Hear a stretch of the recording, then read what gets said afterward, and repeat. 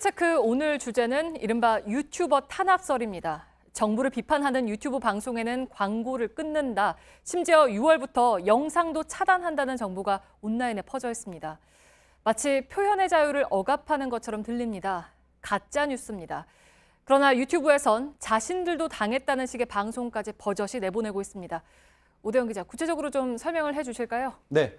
한 채널은 보수 우파 유튜브들이 영상물을 게재하면 광고 수익 콘텐츠 부적합 딱지가 붙여진다. 이렇게 방송을 했습니다. 그리고 또 다른 채널은 공수처를 비판했더니 광고가 끊겼다라는 식의 주장을 했습니다.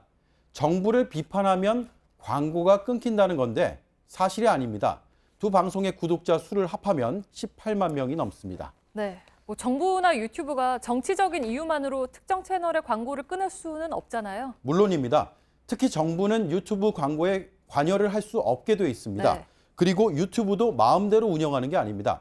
규정이 뚜렷하게 나와 있습니다. 최근 1년간 4,000시간 이상 시청이 되고 구독자가 1,000명 이상인 경우 등에만 광고를 실을 수 있게 돼 있습니다. 네, 그러니까 아무 방송에나 다 광고가 붙는 게 아니라는 건데 이런 요건을 갖췄다면 어떤 방송을 하더라도 광고로 수익을 얻는데 아무런 걸림돌이 없는 겁니까?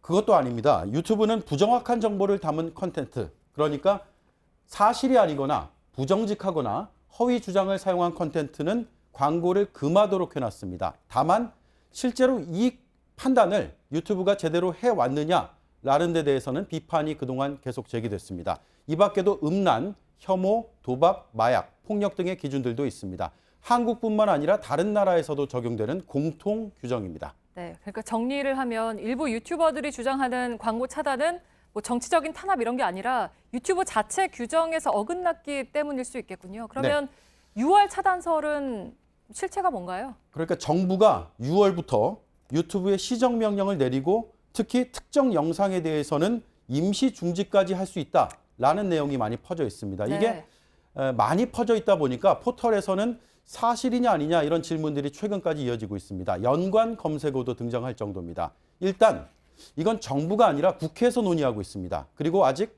법안이 처리되지도 않았습니다. 앞으로 통과가 되더라도 개인정보 보호에만 국한됩니다.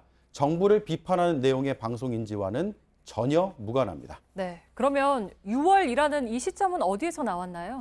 6월 25일자로 전기통신사업법이 일부 바뀌게 됩니다. 네. 이런 내용입니다. 그동안 국내 통신사업자와 달리 국외 사업자는 법의 적용이 쉽지 않았습니다. 그런데 이게 가능해진 겁니다. 공정경쟁과 이용자 보호를 위한 겁니다. 지난 3월에 방송통신위원회 업무보고에서 이 내용이 발표가 됐습니다. 이걸 교묘하게 왜곡한 가짜뉴스라고 저희는 판단했습니다. 네, 팩트체크 오대영 기자였습니다.